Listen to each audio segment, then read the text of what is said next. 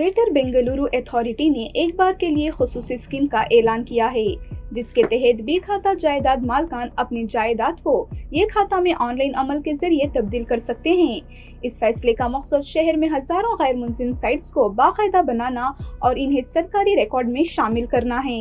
ओहदेदारों के मुताबिक इस वक्त बेंगलुरु में तकरीबन 25 लाख जायदाद खाते हैं, जिनमें 17.5 लाख ए खाता और 7.5 लाख बी खाता जायदादें शामिल हैं। इसके अलावा अंदाजन 7 से 8 लाख साइट्स ऐसी हैं जिनके पास अभी तक कोई खाता नहीं है, क्योंकि वो मंजूरी के बगैर हैं या मालकान ने रजिस्ट्रेशन नहीं करवाया है। ये स्कीम बी खाता साइट्स के मालकान के लिए है जिनमें रेवेन्यू या गैर ज़रई जमीनें शामिल हैं, जिन्हें पहले से मंजूरी हासिल नहीं है।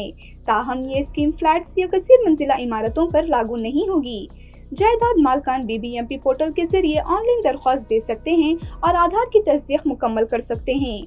शर्त यह है कि साइट किसी अवामी सड़क से जुड़ी हो या मालिक अपनी निजी सड़कों को अवामी सड़क में तब्दील करने पर रजामंद हो। अगर साइट 2000 स्क्वायर मीटर तक है तो कोई दरख्वास्त फीस नहीं लगेगी। अलबत्ता मंजूरी के बाद गाइडेंस वैल्यू का 5% बतौर फीस अदा करना होगा।